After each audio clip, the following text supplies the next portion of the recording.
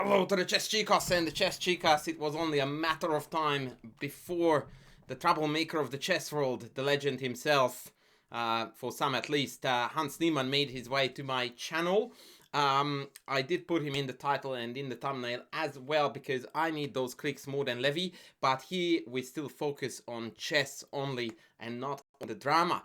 And chess it is going to be, ladies and gents. I'm delivering you a game from the Aeroflot Open where some top GMs including Nepomniachtchi and Rapport and Hans Niemann is also playing, and in the 5th round he actually played a fantastic, absolutely marvelous, super complex attacking game against none other than Denis Lazavik, who is also known from Chess.com circles as one of the top performers of the Title Tuesday tournament. So I suppose when Vladimir Borisovich sees the pairing and the game itself, he is going to begin the procedure.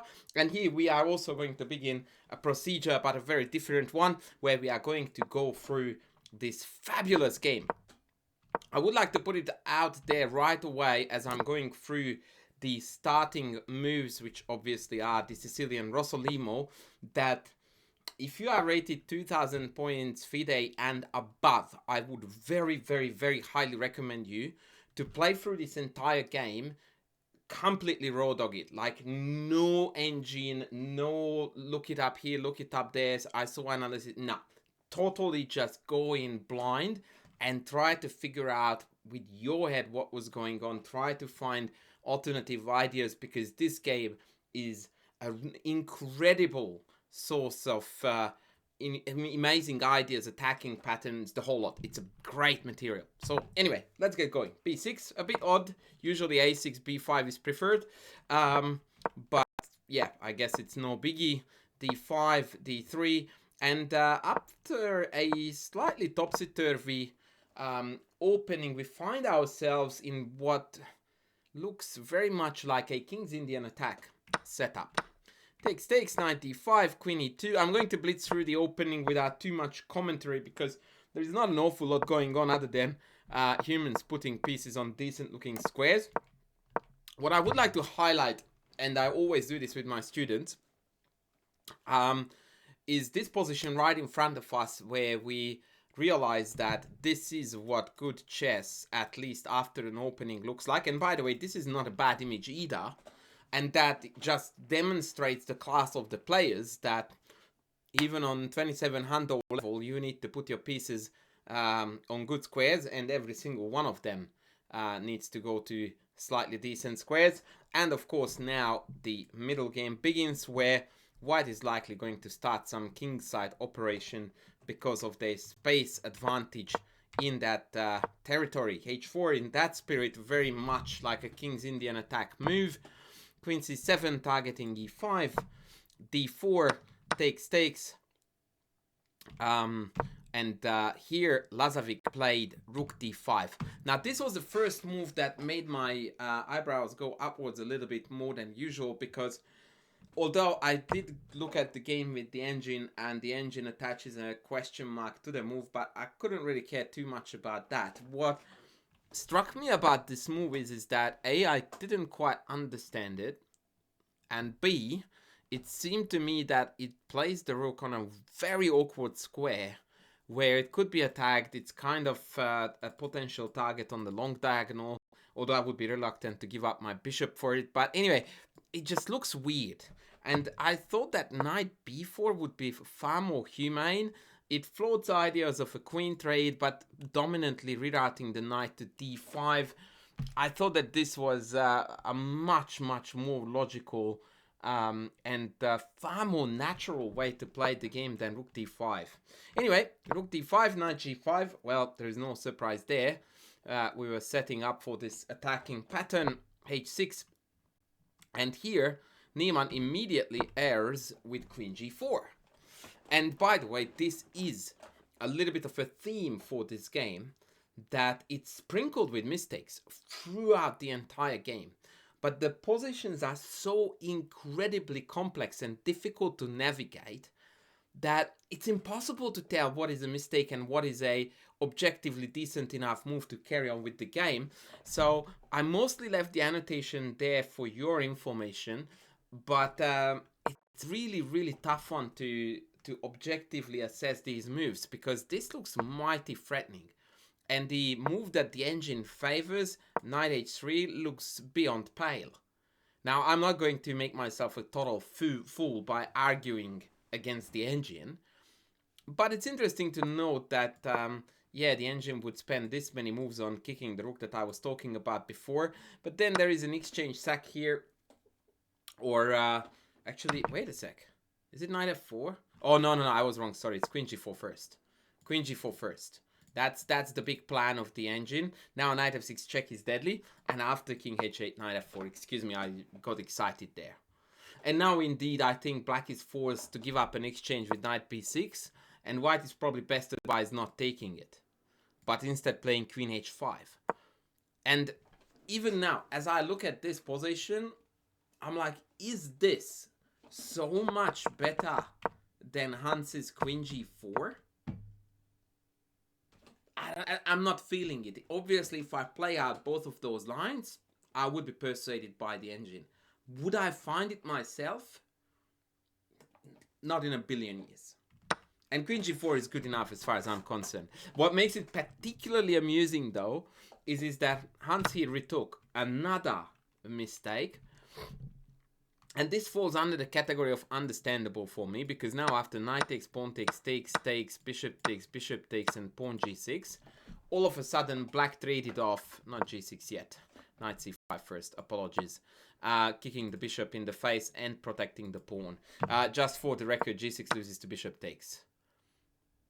And then takes, rook d7 is going to be incoming, g6 is hanging, this is Carnage City. Now, the correct move is knight c5 first, scoring a tempo on the bishop, and if I retreat, then g6.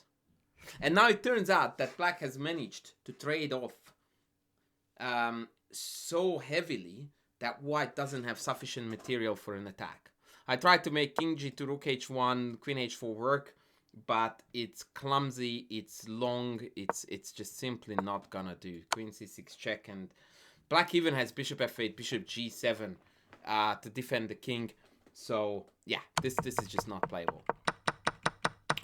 And so it turns out that queen g4 is only acceptable if after hg we actually have the calm and measured, cool approach to just casually play rook c1 to pin the knight so that this knight e5 idea doesn't work.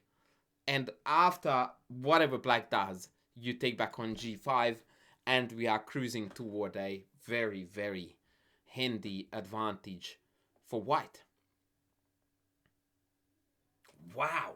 Like, this requires composure and then some, right? Like, rook c1, only move. It's absolutely crazy city. So Hans takes back on g5, and this is where Lazavik obviously errs with rook d8, carrying out his plan. And I think we make another mistake here with white, and that is g6.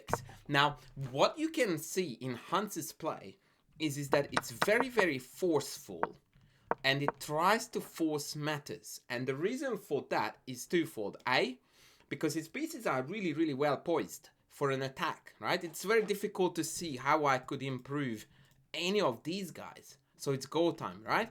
And secondly, if you look at the black's king position, especially after rook d8, it's completely abandoned.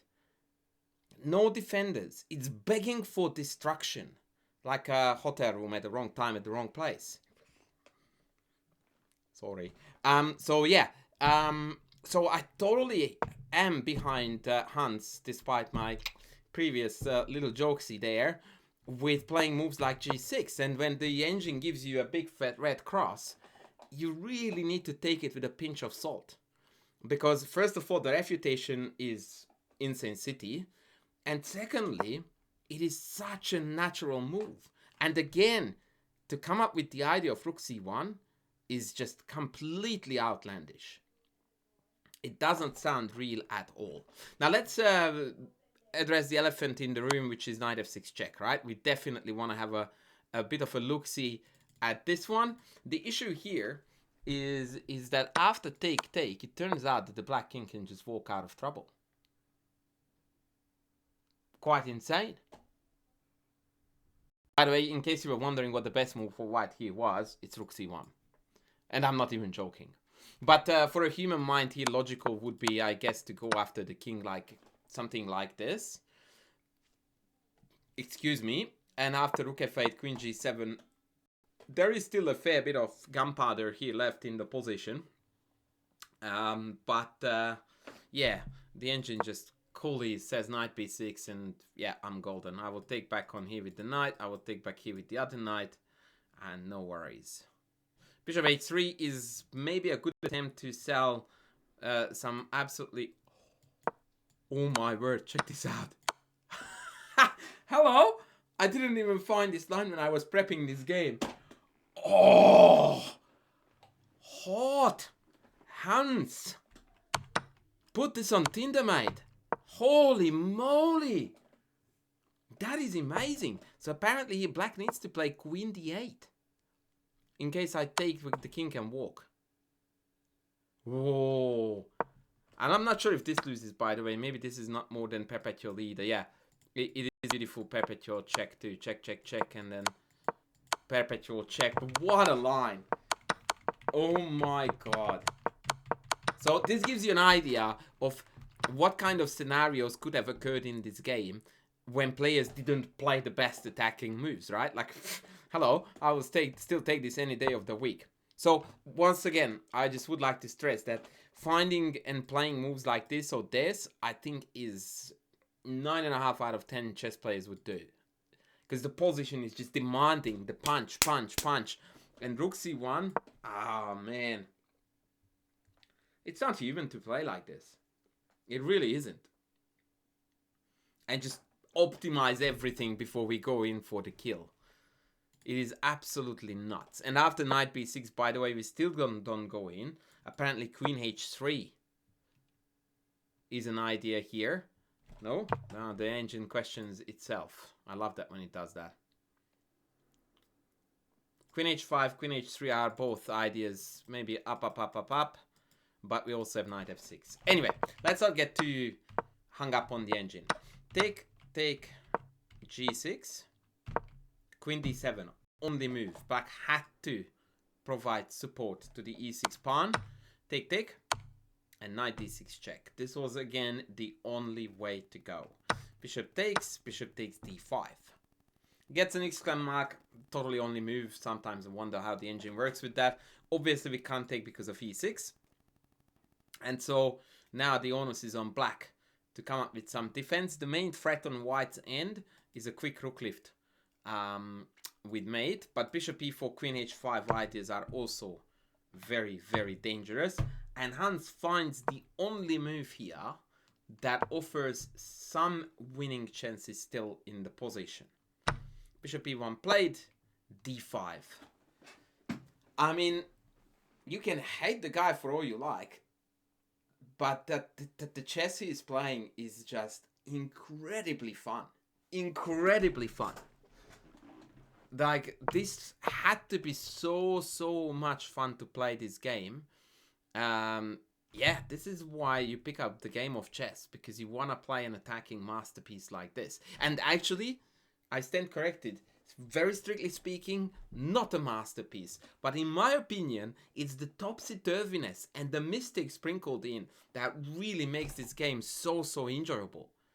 Because if it was flawless on one side, despite the incredible complications, it would be less fun and very sus. But as it is, it really is like you're watching some really good movie when you try to figure out who the murderer is, and it almost feels like you got it, and then, oh, that's the wrong track, let's try this one, and then finally the truth ultimately hits. So yeah, d5.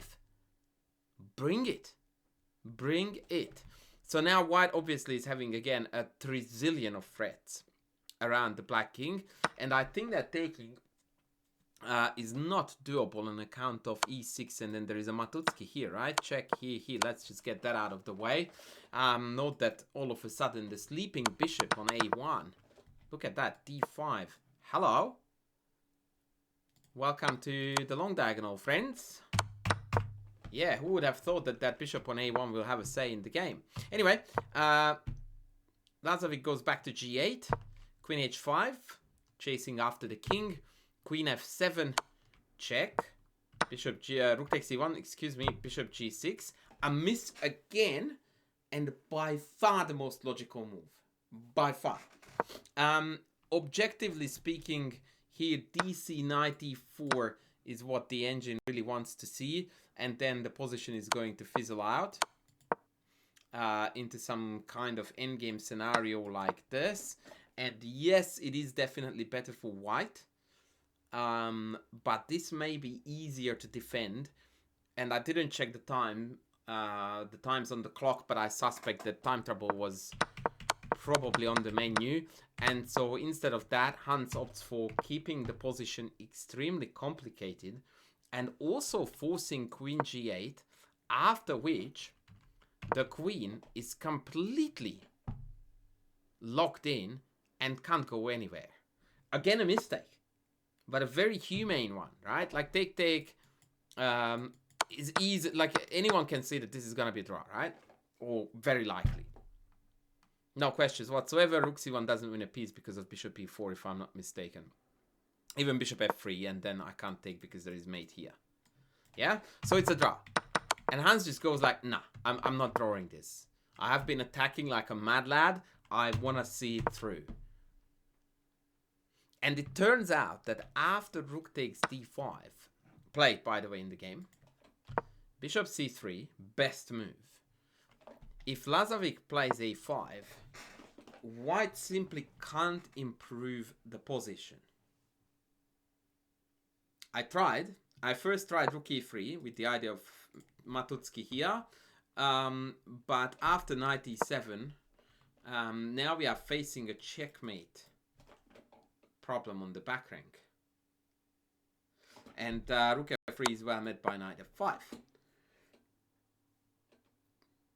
And this is majorly disappointing. Like everything is covered. I can't go in for the mate. I can't take this because of check, and then everything is falling. It's Carnage City. So that doesn't work. Then I thought, okay, I would try king h2 to step out of the back rank mate. But here I came across a new problem. And said new problem was that the queen is no longer trapped. King g1, rook d4. Hello? Hello? Not bad, eh? And Matutsky on e7. So yeah, that was another line where I just went like, wow. So after knight e7, which was the mistake. So once again, bishop c3, a5 was the correct move. Lazavik played knight e7. Check. Knight f5. Bishop b4, best move. And I'm like, look at this position. Like black has a queen that is completely dead. A pinned knight on f5, a pinned knight on c5. It's an ultimate defender's nightmare to play a position like this. And finally, after so much pressure, finally Lazavik crumbles and falls apart with king e7, blundering a piece because bishop c5 can't be recaptured owing to the pin. Queen c8 defends, rook c1 attacks. Goodbye rook, goodbye game. A really tragic collapse, because despite the fact that I was talking up Hans's game, Lazavik also defended remarkably well throughout.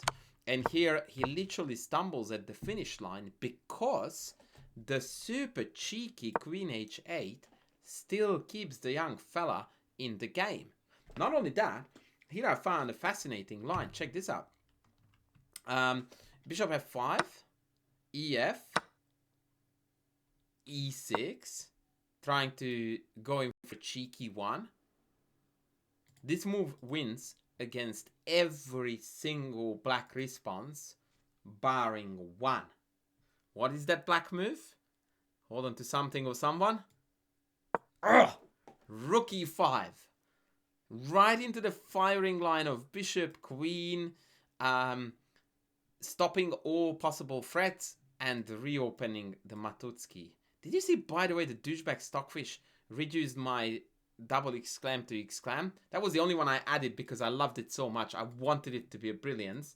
but because of the engine is running, it just changed it back to a single X-clam. No, that is a brilliance, buddy. Anyway, so yeah, there was still a draw to be had with Queen H8, but unfortunately after King E7, now Lazavik fell apart and Hans mopped up the rest with relative ease, and mate was imminent. An absolute banger of a game. I could go on and on and on about this. Like, there were so many unexplored lines, variations, ideas. I didn't have time, and even now I reckon this video is gonna be well into 20 minutes. Just an absolute banger of a game, and a remarkably good teaching material, or improving material for those who would like to practice game analysis, coming up with ideas, attacking ideas, defensive ideas, and clash those over the board, trying to figure out what's going on. This is just a chef's kiss material. And also, we have to acknowledge that in the end of the day, Hans really does play what I call winning chess. He plays to win. Like, he has had multiple opportunities throughout the game to bail out with perpetual checks, and at multiple junctures, he actually opted to play moves that handed the the advantage back to black, mind you, obviously meaning that they needed to find incredibly difficult moves. So, yeah, the young American plays very, very impressive chess. And I'm going to leave it at that without any further statements or comments or anything like that, because I'm here to talk about chess, and I will leave the drama and the nonsense tweeting for others. So, thank you very much, guys, for watching this video. I hope you enjoyed it. I hope I managed to break it down so that it was quite enjoyable. Please don't forget to like down below. Please comment. Please don't forget to sub to the channel if you haven't done so. And I will see you in the next video very soon. Thanks for watching. Bye.